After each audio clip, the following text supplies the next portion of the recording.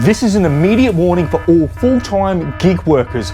You could be facing a huge haircut across your earnings if you don't pay attention to what comes next. Yeah, the guy in desperate need of a haircut is talking about haircuts.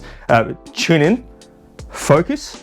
This is important and could save you thousands of dollars from the government. Hang with me because I'm going to run through and exploit these gig companies use to exploit tens of thousands of drivers and how to get around it. Now, Americans, this information does not apply to you, but I want you to sit there on your little Capitol Hill eating your mustard hot dogs and cheering for your Blue Sox football team, and sit there and once again know how much better you have it than the rest of us.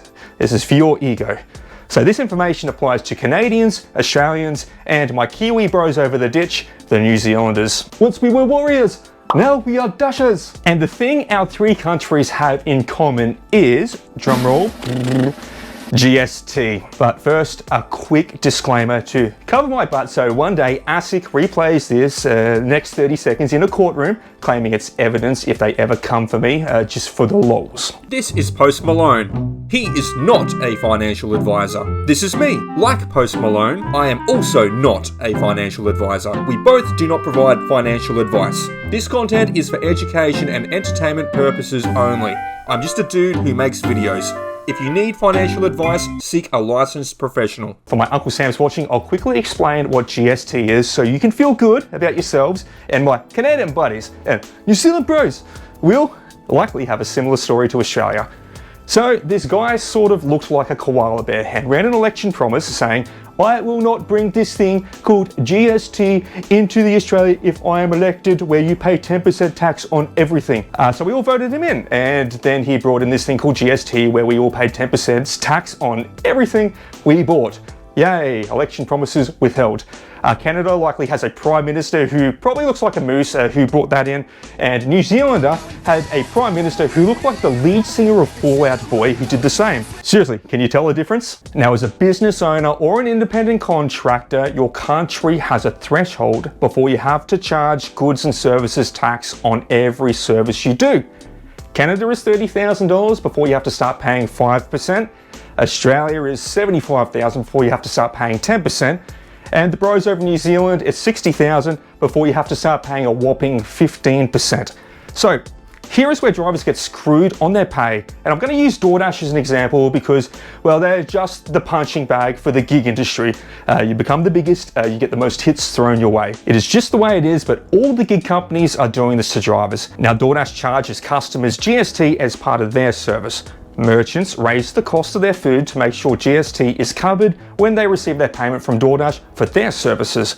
Drivers get a lump sum offer for a delivery, irrespective if they pay GST or not, and do not have the option to charge Doordash the extra 5, 10 or 15% for GST for their delivery services. Now, if you are a casual gig worker and earn less than $30,000 in Canada, $60,000 in New Zealand or $75,000 in Australia, you're fine.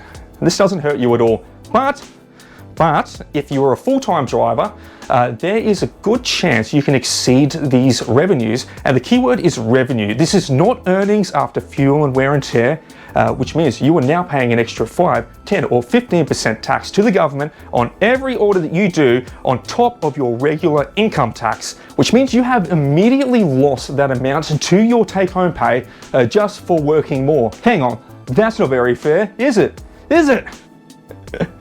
Now let's talk about how to manage your business and avoid this haircut to your income.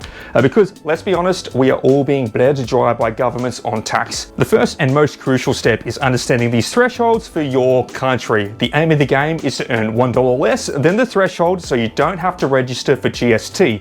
Now, aside from the extra tax, and once you click over the threshold, you now have more work to do. And the next financial year, you need to start declaring business activity statements every 3 months. And the government can fine you if you don't do it. which means even more work and more accounting fees than just doing it once annually. Now, if you have gone over this financial year, you are now registered for GST next financial year.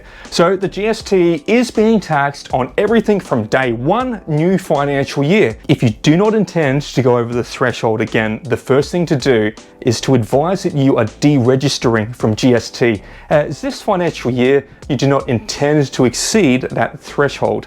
That will remove the leech that is the government from sucking you dry from something that you won't end up needing to pay at the end of the year.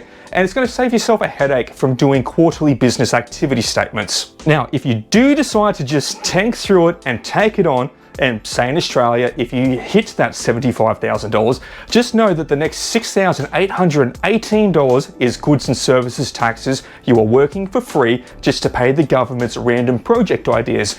Maybe it pays a small business to clean a bathroom in a public park for a quarter. And that small business, of course, is going to be charging the government for GST on top of their billing because they are in charge of their billing, which gig drivers are not. And for the Australian Taxation Officers and Australian Securities and Investment Commission, if you ever come at me, this has not been tax avoidance, this is tax awareness. Tax. That thing that was failed to be taught in every Australian high school, so we could stare at our bank accounts and go, oh fuck mate, that's not much for 60 hours of work, is it? And gig companies, this is out there now. I've just pulled it out of the mud and I'm here saying, here's your dirty socks you've been ignoring, you grubby little bastards. It's time to make sure you are paying to clean them. And to the union, fuck off. This is nothing to support your shit show to kill the industry. This is purely for drivers like you to plan out their year. So, what do you guys think? Did you factor this in? Is this something you will now factor in moving forwards into the future? Has this information allowed you to skip a haircut like Baldy Moore? Yeah, Blake, everyone still remembers. Shave your head, bro. Like me, Nugs, and Pedro will love you for it. But comment below and I'll see you guys next time. Peace out.